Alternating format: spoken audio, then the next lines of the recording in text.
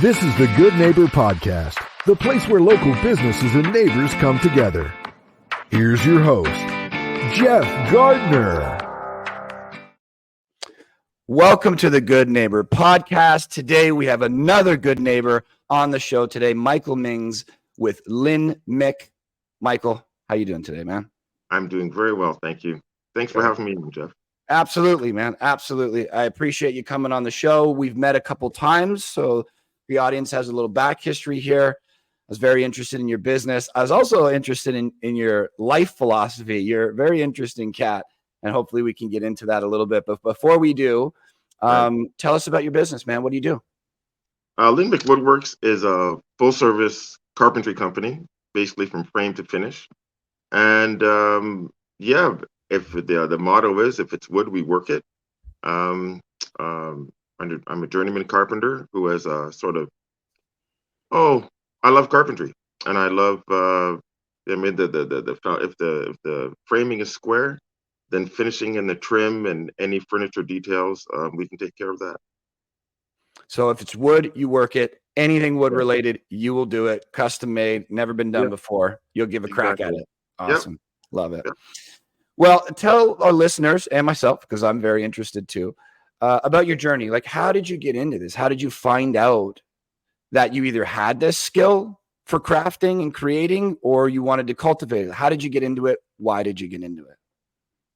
I always wanted to be a carpenter since a little boy, and but that wasn't the path I ended up on. I thought I was going to be a composer, so I studied music.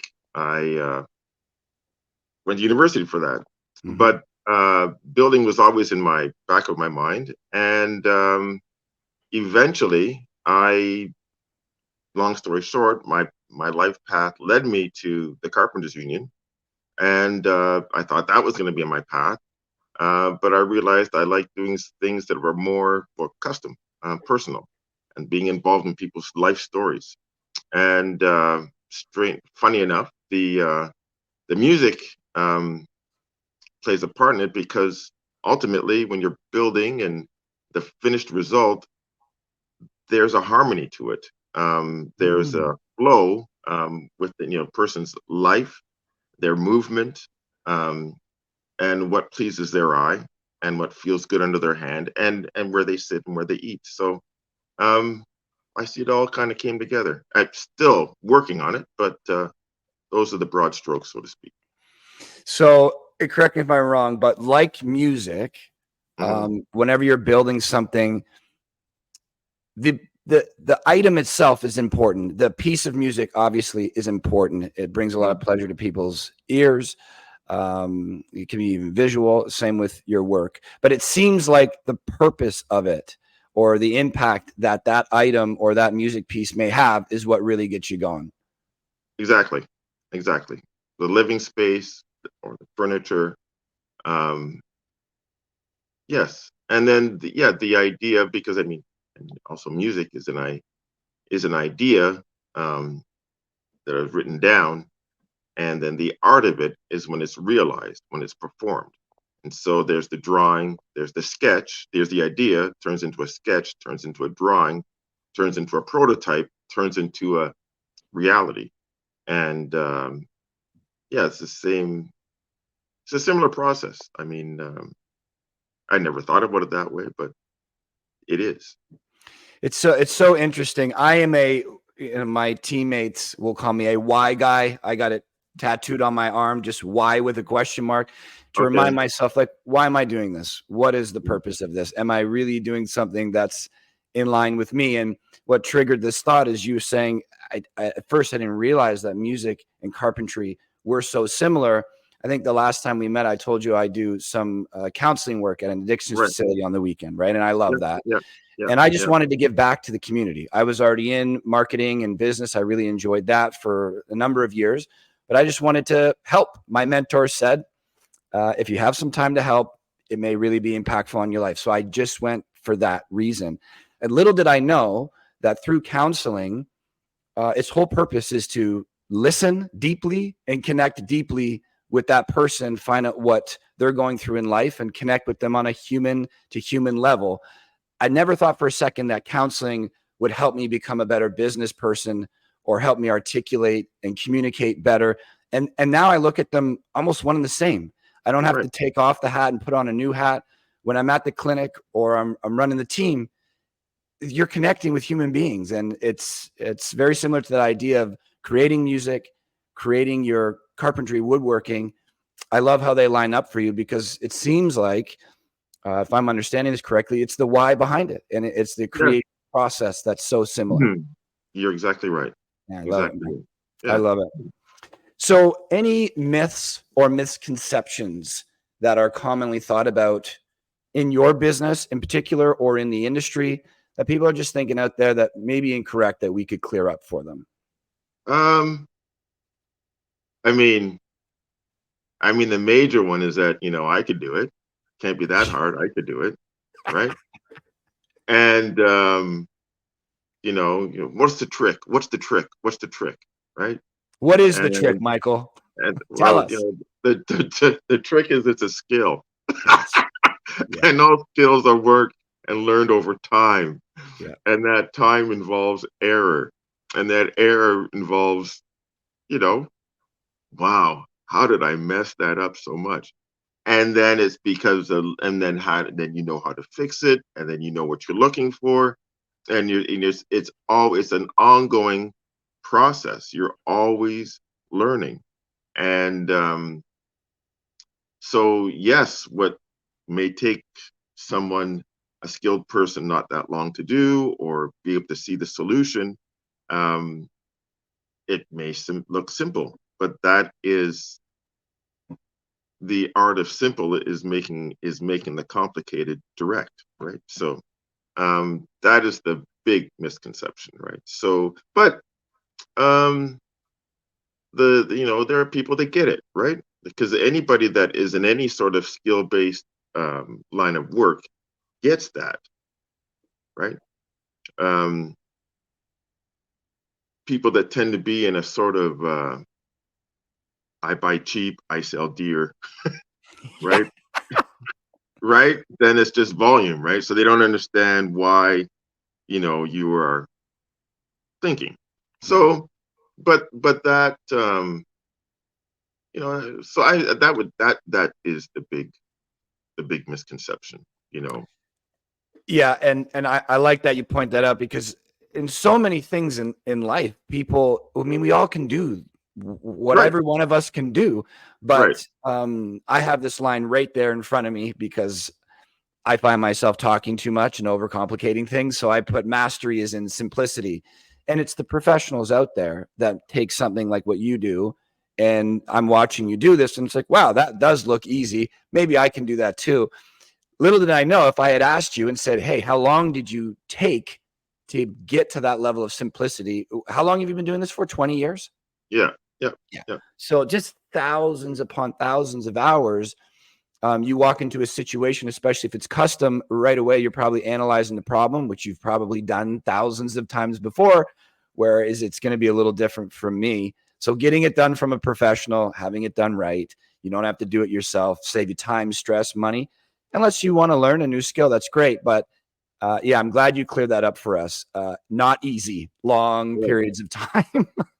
Right. Yeah. And still, and continually, like it never stops. It never stops. Yeah. There's no summit of that mountain. Yeah. No.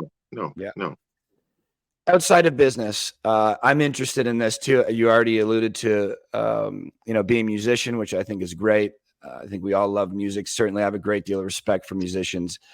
Not one myself. I am a consumer of it. But what do you do for fun when you're not working? What do you do for fun, Michael?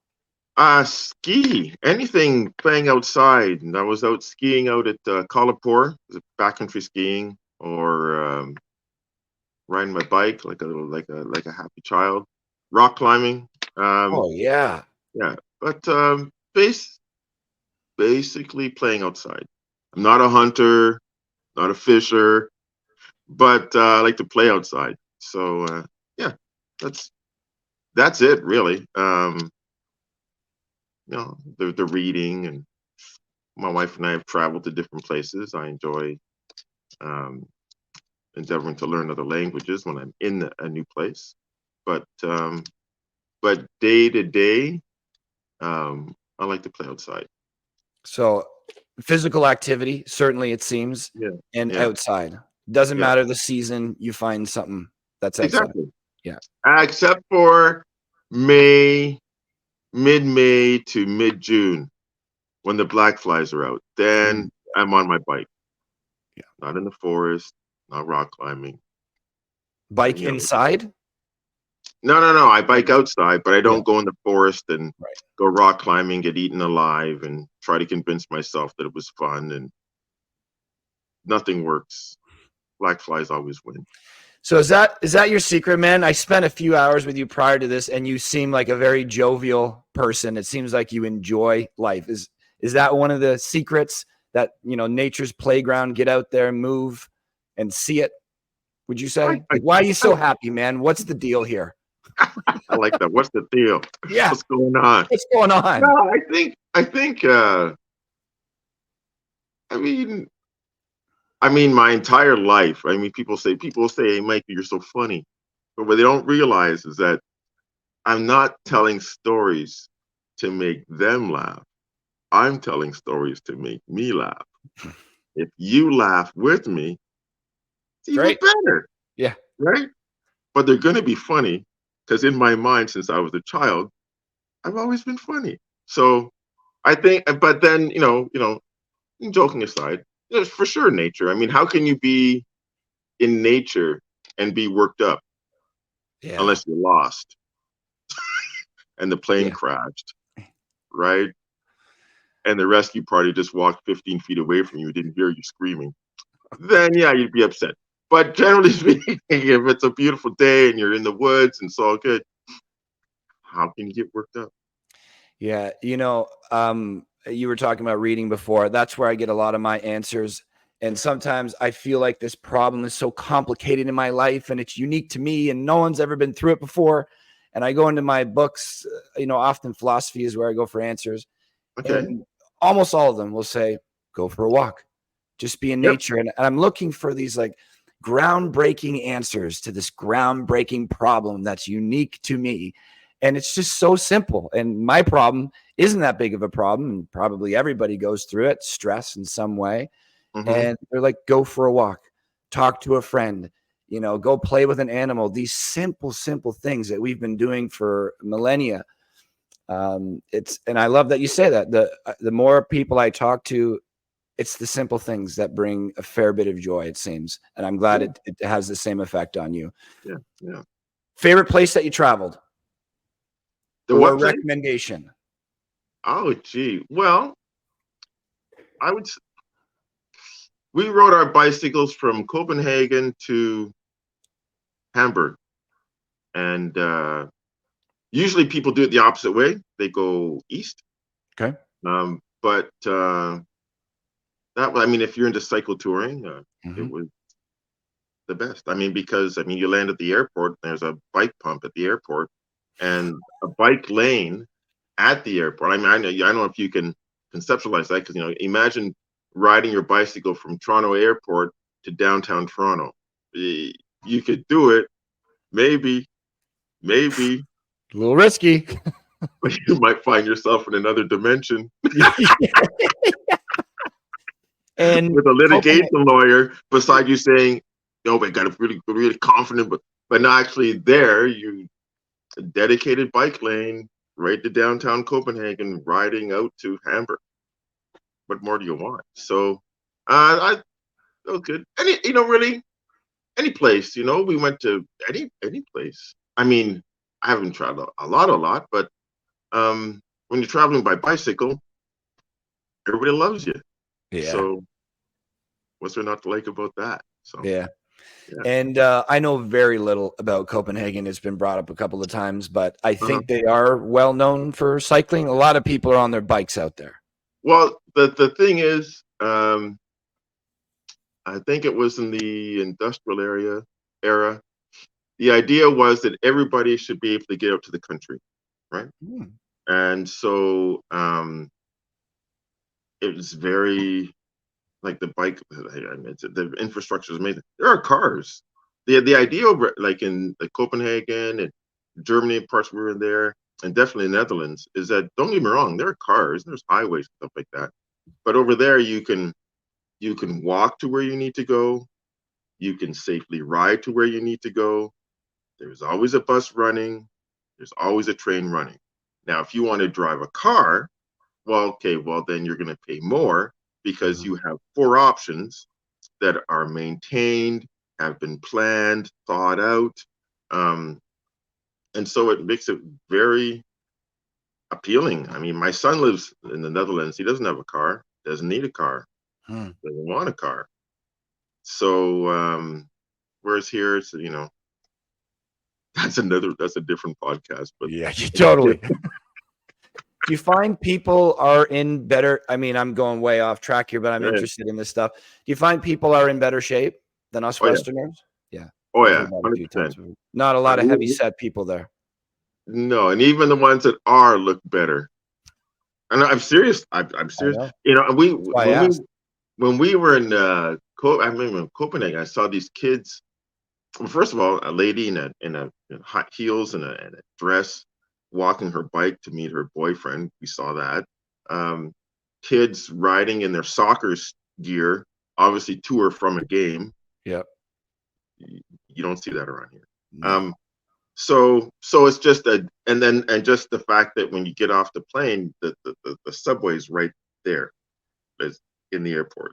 The bike lane is right there, and it's like a physically separated, dedicated bike lane that you can't get hit on, and you're riding into downtown Copenhagen. So no, it's it's different, and it doesn't take long until you're part of that world. Like when you're cycle touring, you're like, okay, we want to go this way. It must be this lane. You never occurs to you then to like, oh, well, get on the road and nearly die like we do at home. Because that's what we should do, right? We should be looking for a road with cars so we can ride with the cars, and somebody on their phone can, feel really bad. Yeah, afterwards. Oh, shouldn't have done that. So it's mapped out for you. They've really designed that place to not necessarily not drive, but they're trying to get you not to drive by having all of these other avenues to go. Well, my sense, because we're cycle touring through it, it's not as much not to drive, but do you need to? Yeah. Like when you're like, even in Germany, we rode at one point in time, you're riding, it's like along in a forest, and there's like you can see the road. There's the road, there's a ditch, there's a line of trees, then you're on this bike lane. So you're bathing in nature. Yeah. And it's not too, like, at one point in time in Germany, we got lost. We ended up on the road, like a road like we'd be on Ontario. Yeah. And then we stopped because we said to ourselves, well, we must be lost because this is wrong.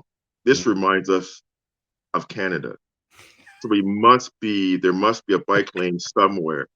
That was literally our what thinking. A great idea. This looks like what it would look like in Canada. So that means it's wrong. And sure enough, there was the bike lane, got on it, and then, riding and staring, looking around. Oh, this is nice. Oh, no close calls. Anyways, I enjoyed that. I love it, man. Great way to be in nature rather than, cars are fine, but if you're just you're just so much more immersed when you can stop whenever you want, pop into whatever you want. I appreciate you sharing that with us. Speaking of sharing, can you share with us, the audience, myself, a hardship or a life challenge that you kind of had to face, maybe even that you knew was right, but was going to suck, but you look back in hindsight, this made me a better person or a wiser person? Some kind of like Rocky cutscene, that hard thing that we didn't want to do, but has made us a better person, and we wouldn't be who we are today without it. Divorce. Yeah. Divorce is worse than death. Because death, they're gone. divorce, you look at them and yeah. So I mean, that was harder than even children are involved, Yeah. and the because it's the death of a relationship, Right. and so a death without a burial. Yeah, that's a complicated one for humans. There's no Yeah, closure. no. No So way. so in the end, and then then if there's some, there can be no true divorce. I'm just saying this without acrimony, right? Because if you were, because when everybody's different, and I respect everybody's life choices. I understand that, right? But when I hear people say that we're divorced, but we're still the best of friends, then you were never in love. Because if you were in love, there has to be acrimony. And if there's acrimony, your mind has to go to a million different places. The only way you can come back to earth, because eventually you have to come back to earth, no matter what you Yeah. feel, right? Because in the end, I happily married this person. We were happy at one time. I Yeah. was never obliged, right? So it was a choice I made. The choice didn't work out. That's unfortunate. Some choices don't work out. And Sure. that's how I came back to earth. That and laughing about how, I wanted not just the emotional upheaval, right? Ultimately, in the end, it was my choice. So relax. Just be aware of your choices now. Yeah. Hey, that's a hell of a life lesson right there. And I like that you say, I mean, that old adage, right? This too shall pass. I try to keep that close to me. On a big Right, win, to not stay up there too high because I'm right, probably going to get slapped down real quick. But a right, big right, loss, this is going to pass too. So I like that you said we were happily married for a time. That right. chapter has ended, and now we are here. And pay Yeah, attention to your choices. For anybody that's listening, that's pretty much what makes up your life is your choices. So let's have a good eye on them. I appreciate you sharing that with us, man. I imagine no that was problem. difficult. Haven't been married, haven't been divorced, but had deep, very caring relationships, and some of them Right, are no longer around. They're tough. They're right, tough. right, for sure. So back to business. Uh-huh. What's one thing that you wish our listeners knew about your business?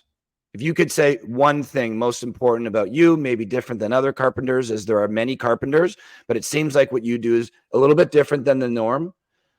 What's one thing that you wish they knew about your business? That we care. I mean, Yeah, not that everybody else doesn't care, but that we care.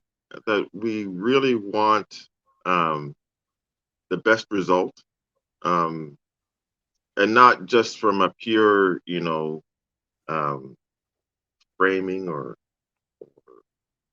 the actual object perspective. We want it to fit into their life.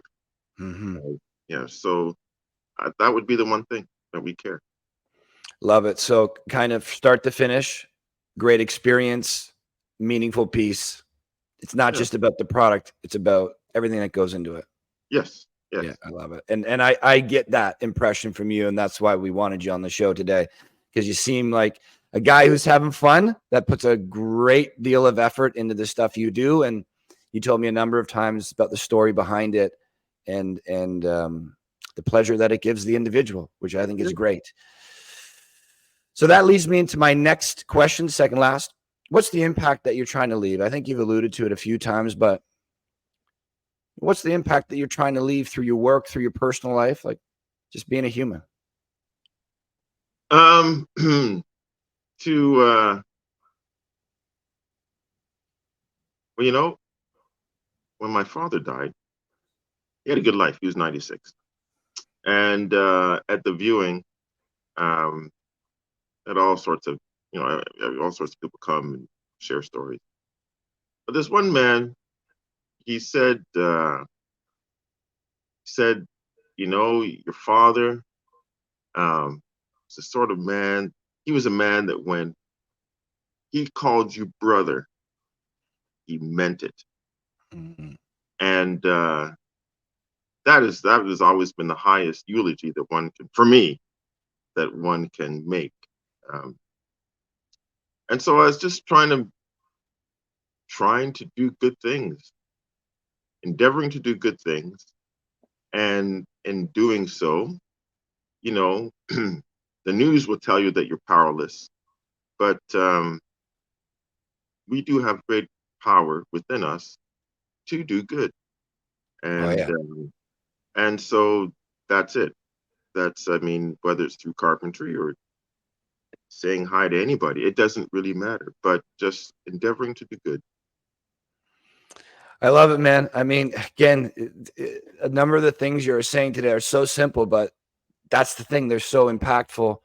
That positive ripple effect, who knows how far it goes, just from uplifting one person's day, and they uplift the next person, the next.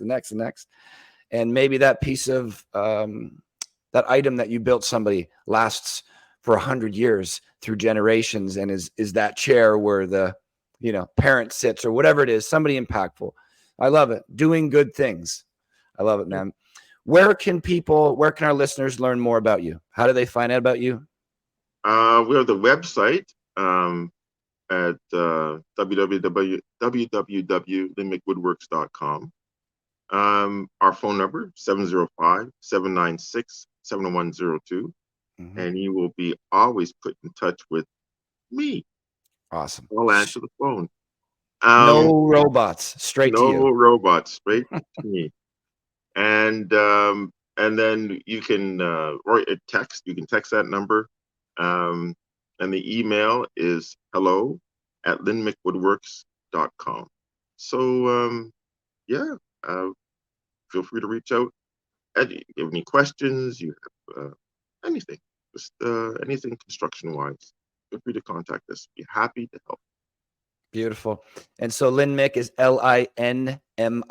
Okay, exactly. Linmik Woodworks. Yep. Beautiful. Michael, it was a pleasure. I've enjoyed our conversations before today. Today, you're just an easy person to talk to, and I think you give real answers, and it was a pleasure for me. Very happy to have you on the show, man. Thanks for coming on. Well, thank you very much for inviting me. It's been great. Great, man. Okay. Thank you for listening to the Good Neighbor Podcast Midhurst. To nominate your favorite local businesses to be featured on the show, go to gnpmidhurst.com. That's gnpmidhurst.com or call 705-413-3775.